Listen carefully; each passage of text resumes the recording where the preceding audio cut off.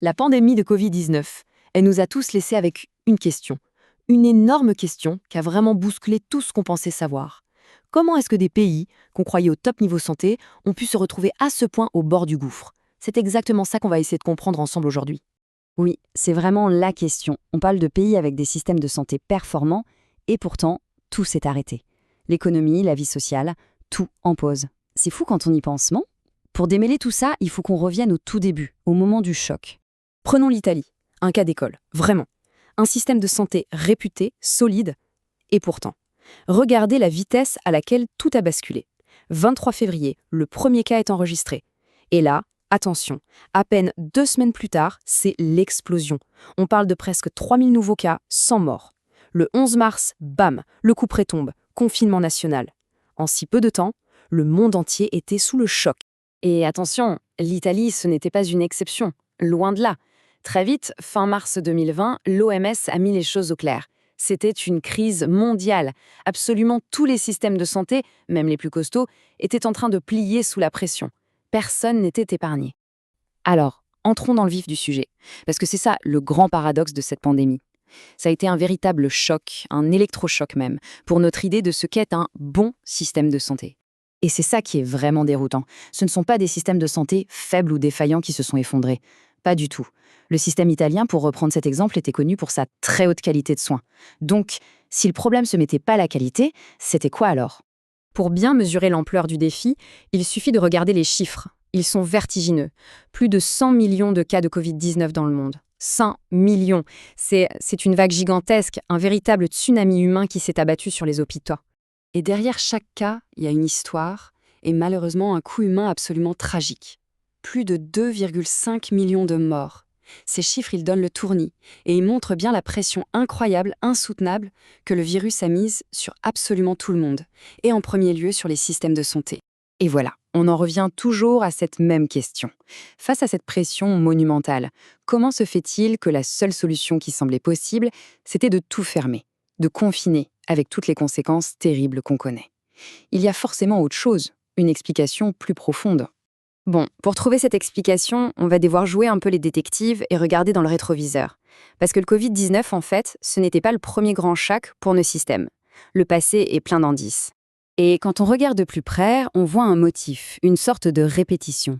D'abord la crise financière de 2008, qui a complètement asséché les budgets de la santé, puis Ebola en 2014, qui a montré comment les services essentiels pouvaient littéralement s'effondrer, et entre-temps, des épidémies comme MERS ou Zika.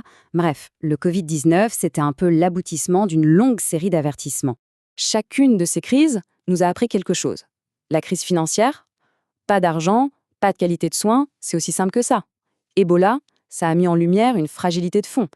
Et à force de prendre des coups, les experts ont commencé à se dire qu'il manquait clairement une pièce au puzzle. Qu'être juste fort ou bien équipé sur le papier, ça ne suffisait pas. Il fallait autre chose. Et cette pièce manquante, ce fameux autre chose, eh bien la voilà. C'est le concept clé qui va nous permettre de résoudre notre paradoxe de départ. Ce mot, c'est la résilience.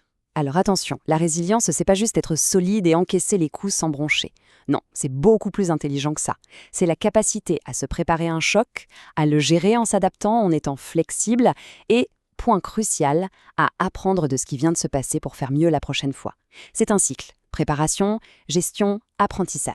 On peut même résumer ça en 3 étapes, 3 piliers. 1. Se préparer. Anticiper avant que ça n'arrive. 2. Gérer la crise. Ça veut dire absorber le choc, mais aussi s'adapter et se transformer.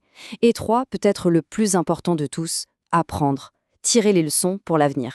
Bon, maintenant qu'on a ce concept en tête, voyons pourquoi c'est une manière complètement nouvelle de penser. C'est un vrai changement de paradigme par rapport à avant. Jusqu'à récemment, la vision dominante, c'était celle des 6 piliers de l'OMS. On listait les composants, le personnel, l'argent, les bâtiments, etc. Le souci, c'est que c'était une vision très statique. C'est un peu comme si on listait toutes les pièces d'une voiture sans jamais démarrer le moteur pour voir si elle avance, surtout quand il y a une tempête dehors. La différence, elle est là. L'ancien modèle, c'était la liste des ingrédients. On cochait les cases. Personnel, OK. Financement, OK. La nouvelle approche, celle de la résilience, c'est la recette. C'est comment tous ces ingrédients travaillent ensemble sous pression. Ça prend en compte les relations entre les gens, les institutions, et surtout cette idée d'apprendre et de s'améliorer en continu. Alors tout ça, c'est bien beau, mais concrètement, qu'est-ce qu'on en fait? Pourquoi est-ce que c'est si important maintenant pour notre futur à tous? La réponse est assez simple. Comprendre ce qu'est la résilience et surtout la construire, ce n'est plus juste une bonne idée, c'est une obligation. Le Covid-19 a été un test grandeur nature, un test brutal qui a mis le doigt exactement là où ça faisait mal, sur toutes nos faiblesses. Du coup, le chemin à prendre est clair. Le but, ce n'est pas de revenir à la normale d'avant, surtout pas. Il s'agit de construire quelque chose de nouveau, de plus intelligent, de plus solide. De transformer cette expérience traumatisante en un vrai plan de bataille pour l'avenir. Et d'ailleurs, c'est cette vision-là qui est maintenant au cœur des stratégies de toutes les grandes organisations de santé mondiale. Ce qui nous laisse avec une dernière question, mais elle est essentielle.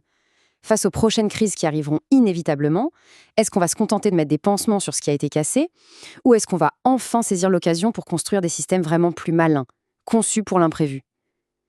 C'est de la réponse à cette question que dépendra notre sécurité à tous dans les années à venir.